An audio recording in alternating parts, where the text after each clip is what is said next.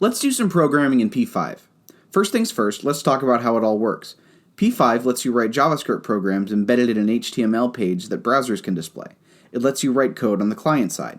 The great thing about JavaScript is that programmers around the world can share code through libraries of functions. P5 is a library of functions that were originally designed for visual artists to create graphics. So what is a function? You might, or more likely might not, remember them from algebra, but in programming, they're useful for organizing your thoughts. A function can be thought of as a pre-programmed chunk of code.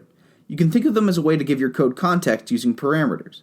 The real power of functions comes from the arguments that you provide to the function.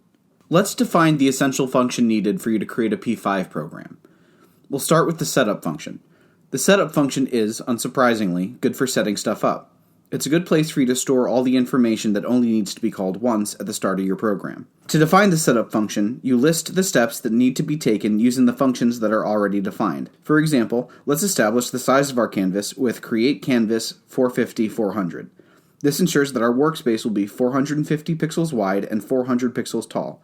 450 and 400 are the arguments and their order matters. Unfortunately, if we try to run our program now, we aren't seeing anything happen because the default background color is the same as the whole window color. Let's fix this by defining a draw function. The draw function is usually used to create animations, and anything written within it will activate every frame.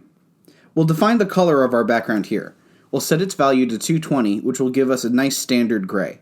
Now that we can actually see our canvas, what can we do with it? How about we write a message? Let's have our message be "Hello World," which is a thing computer scientists say when they can't be bothered to think of something interesting. Everything in P5 exists on an XY coordinate plane, so let's just enter in where we want it to go. It works more or less the same way as a normal coordinate plane, the difference being that the coordinate 0, 0 is in the upper left corner. X increases to the right, but Y increases down the canvas.